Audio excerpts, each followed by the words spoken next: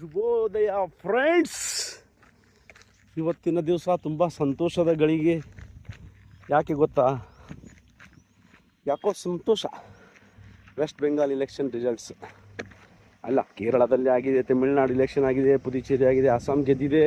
ಇರಲಿ, ವೆಸ್ಟ್ ಬೆಂಗಾಲ್ ಬಗ್ಗೆ ಭಾರತೀಯರಿಗೆ ಯಾಕೆ ಇಷ್ಟು ಉತ್ಸಾಹ, ಯಾಕೆ ಇಷ್ಟು ಆಶ್ಚರ್ಯಜನಕವಾದ ರೀತಿಯಲ್ಲಿ ಜನರು ಟಿ ವಿ ಮುಂದೆ ಕೂತ್ಕೊಂಡೆಲ್ಲ ರಿಸಲ್ಟ್ ನೋಡಿದರು, ಸಂತೋಷಪಟ್ಟರು. ಯಾಕೆ?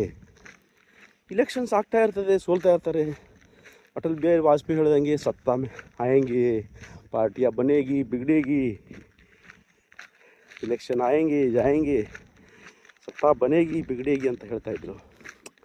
ಅಲ್ಲ ಕಣ್ರಿ, ಈ ವೆಸ್ಟ್ ಬೆಂಗಾಲಲ್ಲಿ ಹಿಂದೂಗಳ ಪರಿಸ್ಥಿತಿ, ಅಯ್ಯೋ ಶಿವನೇ, ಇವರೇ ಕಾಪಾಡಬೇಕು.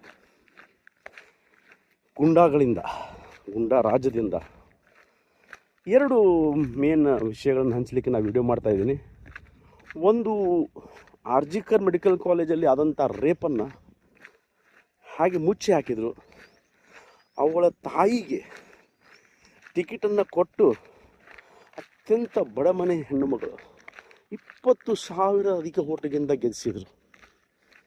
ಯಾಕೆ ಜನಗಳು ಅವಳಿಗೆ ಓಟ್ ಹಾಕಿದರು? ಅವಳ ವಿಡಿಯೋಗಳನ್ನು ನೋಡಿಬಿಟ್ರೆ ಕಣ್ಣಾಗ ನೀರು ಬರುತ್ತೆ. ಎರಡನೇದ್ದು, ರೇಖಾ ಪಾತ್ರ.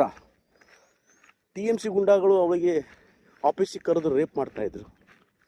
ಅಯ್ಯೋ, ಯಾವುದೋ ಒಂದು ಪಿಕ್ಚರಲ್ಲಿ ನೋಡಿದ್ನಲ್ಲಪ್ಪ ನಾನು, ಚಿತ್ತಾ ಸುದೀಪನ್ ಪಿಕ್ಚರು, ವೀರ ಮದಕರಿಯನೋ. ಅಂಥ ಸ್ಥಿತಿಯಲ್ಲಿರುವಂಥ ನಮ್ಮ ಜನಗಳಿಗೆ ಇವತ್ತು ಉಸಿರಾಡೋಕ್ಕೆ ಚಾನ್ಸ್ ಸಿಕ್ಕಿದೆ. ಒಬ್ಬನು ಹೇಳ್ತಾನೆ, we have caught the last bus of civilization 2026 election. ಎಷ್ಟು ತೊಂದರೆಗಳನ್ನು ಅನುಭವಿಸಿರಬೇಕು, ಎಷ್ಟು ತ್ರಾಸಪಟ್ಟಿರಬೇಕು ನಮ್ಮ ಜನಗಳು. ನಿಟ್ಟುಸಿರು ಕಣ್ರಿ, ಸಂತೋಷದ ಕಣ್ಣು ಬರ್ತಾ ಇದ್ಕೊಂಡ್ರಿ. ನಿಜವಾಗ್ಲೂ ರೀ, ತುಂಬ ಸಂತೋಷ ಕಣ್ರಿ. Hats off to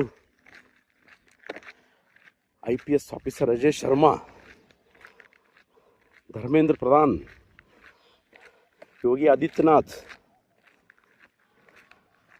Amit Shah and Narendra Modi ಮತ್ತು BJPಯ ಕಾರ್ಯಕರ್ತರು, ಎಲ್ಲಕ್ಕಿಂತ ಮಿಗಿಲಾಗಿ RSS ಸೆಲ್ಯೂಟ್. ದೇಶ ಮುಂದ್ರಿ, ಪಕ್ಷ ಇರ್ತದೆ, ಪಾರ್ಟಿ ಇರ್ತದೆ, ಇಲೆಕ್ಷನ್ ಬರ್ತದೆ ಹೋಗ್ತದೆ. ದೇಶದ ಜನಗಳು ಹಿತವಾಗಿರಬೇಕು, ಸುಖವಾಗಿರಬೇಕು, ಅಷ್ಟೇ ಕಣ್ರಿ.